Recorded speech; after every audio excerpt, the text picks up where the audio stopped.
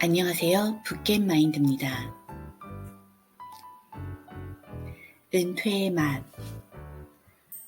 전 아직 30대인데 책 표지에 적힌 이 네 단어가 눈에 들어왔습니다. 시간이 참 빨리도 흐른다고 느끼는 요즘, 눈을 감았다 뜨면 곧 은퇴를 고민해야 하는 시점이 올까 봐서일까요? 책의 표지를 보는 순간 어떻게 하면 은퇴를 당당하고 신나게 할 수 있을지 궁금한 마음이 들어 읽게 되었습니다. 책은 은퇴 이후의 감정부터 배우자, 자식, 친구와 겪게 되는 현실적인 문제를 보여주고 결국은 좋아하는 일을 하며 삶에 대한 열정을 놓지 않는 지은이의 사적인 이야기를 담고 있습니다. 책을 읽는 동안 저자의 솔직하고 직설적인 표현에 놀라기도 했고 격하게 공감과 지지를 표하고 싶은 내용이 나오면 이만하면 나는 잘 살고 있는 건가 싶기도 했습니다. 60대 은퇴자의 생각과 삶의 애환을 간접적으로 느끼며 이 책이 눈에 띈 것은 책이 나를 불렀기 때문이구나 하는 생각까지 들었는데요. 꼭 은퇴가 아니더라도 앞으로 어떻게 삶을 그려가고 싶은지, 어떤 모습으로 나이 들어가고 싶은지 고민하시는 분들께 권하고 싶습니다. 지금부터 저의 독서록을 들려드리겠습니다. 제가 공감하고 실천 중인 내용과 앞으로 꼭 해보고 싶은 것들에 대한 이야기입니다. 제가 소개드리는 내용은 책의 일부분일 뿐, 같은 책을 읽어도 사람마다 공감하고 와닿는 부분은 다르니 이 점 감안하여 들어주시면 좋겠습니다.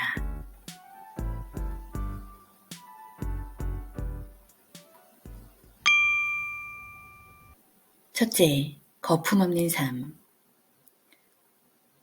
내 안의 허세, 열등감, 불안으로 인한 군더더기는 걷어내고 나의 철학을 갖고 내가 중요하게 여기는 것과 내게 필요한 것에만 에너지와 시간을 쏟아야 한다는 것인데요. 저자는 옷과 여행 등에 집착했던 과거를 털어놓으며 나이 들수록 거품 없는 삶을 살고 싶다고 말합니다. 옷과 여행이 거품이라기보다는 내가 어떤 것에 집중하고 싶은지 찾아야 한다는 메시지로 받아들이시면 좋을 것 같아요. 선배는 프랑스 여자들이 정말 똑똑하다 못해 철학적이라고 말했다. 그들은 머리를 엄청 쓰면서 살고 있다고 했다. 어떻게 하면 맛있는 음식을 실컷 먹으면서도 살이 찌지 않을까?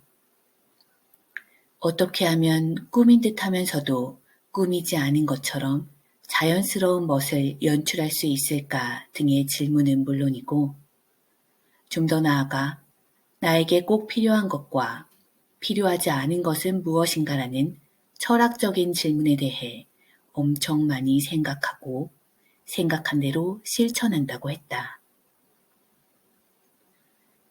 그래서 다른 사람들이 무엇을 샀다고 해서, 뭐가 유행이라고 해서, 친구가 갖고 있다고 해서, TV에 나온 물건이라고 해서 사지 않는다고 했다.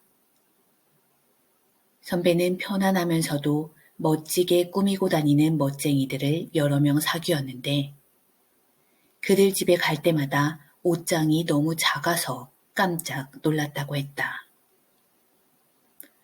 옷장이나 수납장이 부족하지 않아? 라고 물으면 하나같이 이렇게 대답한다는 것이다.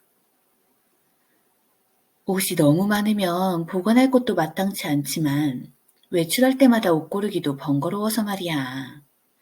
이 나이에 그런 일에 에너지와 시간을 낭비할 필요는 없잖아. 둘째, 인생 산막을 미리 그려보고 준비하기.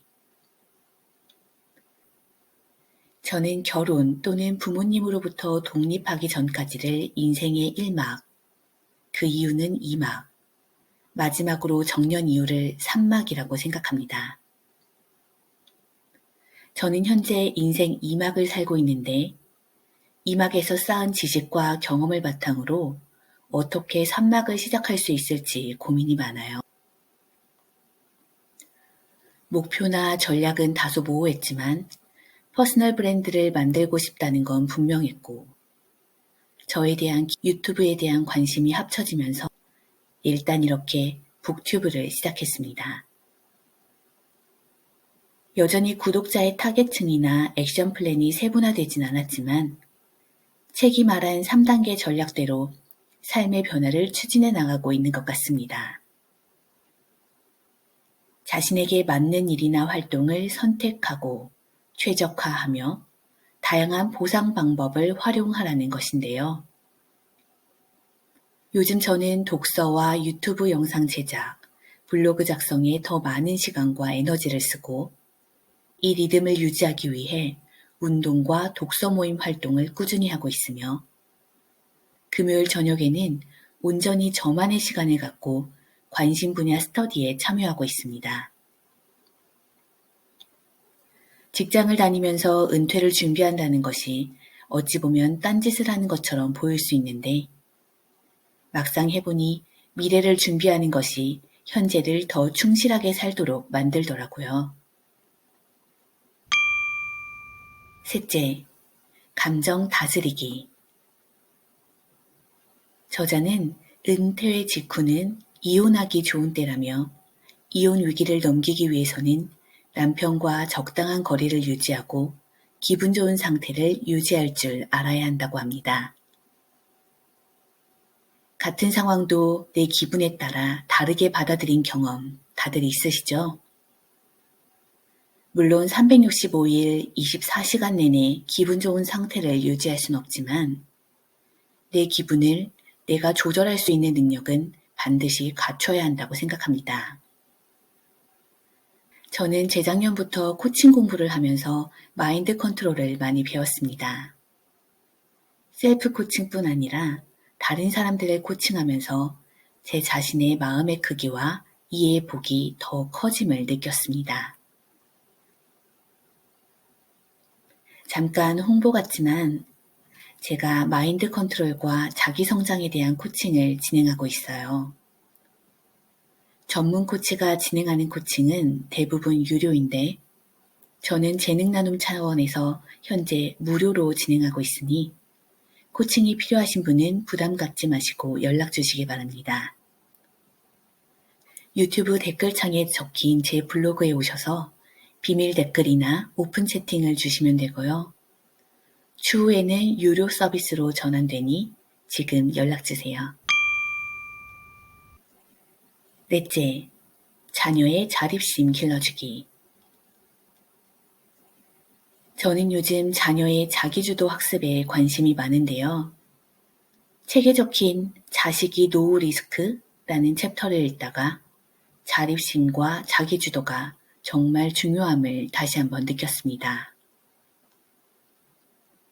부모의 삶과 노고에는 관심 없이 자식 이기는 부모 없다, 부모 돈은 다 내 거라는 식의 마인드를 가진 자식들의 사례들을 읽다 보면 정말 어처구니 없고 황당한 기분이 듭니다. 제가 아이를 키울 때 모토로 삼는 말이 아이에게 물고기를 잡아주어라. 그러면 한 끼를 배부르게 먹을 것이다. 아이에게 물고기 잡는 법을 가르쳐 주어라. 그러면 평생을 배부르게 먹고 살 수 있을 것이다. 라는 탈무드의 구절인데요. 노후의 자녀 리스크 요인을 줄이기 위해서는 지금부터 자녀의 독립심과 자립심을 키우는 데 노력을 기울이고 자녀가 내 품을 떠날 때를 알고 받아들일 수 있는 마음을 미리 준비해야겠습니다. 다섯째, 자기 역사 쓰기 프로그램 운영. 자기 역사 쓰기 프로그램은 210쪽에서 먼저 소개되었습니다. 저자가 2019년 4월부터 진행하고 있는 프로그램인데 대학 선배들과 한 달에 한 번 정기적으로 만나 서로 삶의 역사를 공유하면서 에너지를 얻는다는 이야기였습니다. 평소에 다른 사람들의 삶 이야기를 듣는 것을 좋아하는 저였기에 이 대목만 보고도 참 좋은 프로그램이네, 나도 한번 추진해볼까 라는 생각이 들었는데 책 뒤편에 가니 나의 역사를 쓴다는 것이라는 챕터에 프로그램을 시작하게 된 계기부터 어떻게 진행했는지가 자세히 적혀 있었습니다. 그래서 저도 하반기 중에 나의 역사 쓰기 교실을 열어볼 예정입니다. 온라인보다는 오프라인으로 진행하는 것이 효과적일 거란 생각에 참여자는 어떻게 모집할지 고민이에요. 동네 맘카페에 모집글을 올리는 것도 염두하고 있는데 과연 관심을 받을 수 있을지, 희망자가 많다면 그중 끝까지 같이 하실 분을 어떻게 선정할 수 있을지 기분 좋은 걱정이 시작되네요. 제가 정말 실천에 옮길지, 시작한다면 프로젝트는 성공할지 지켜봐 주세요. 오늘 영상은 정현종 시인의 시 방문객으로 마무리하겠습니다.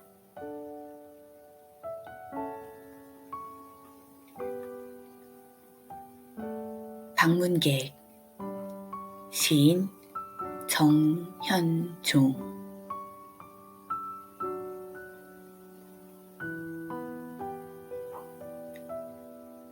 사람이 온다는 건 실은 어마어마한 일이다. 그는 그의 과거와 현재와 그리고 그의 미래와 함께 오기 때문이다. 한 사람의 일생이 오기 때문이다.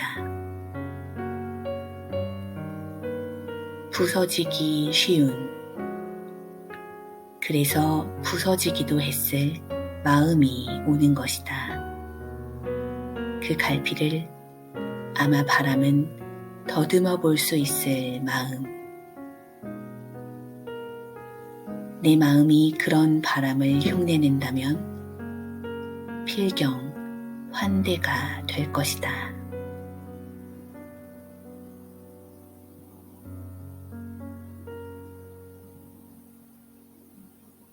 오늘도 제 영상이 여러분께 좋은 기운을 드렸길 바랍니다. 이 영상이 도움되셨다면 좋아요와 응원 댓글, 알림 설정 부탁드려요. 시청해주셔서 감사합니다. 평안한 하루 되세요.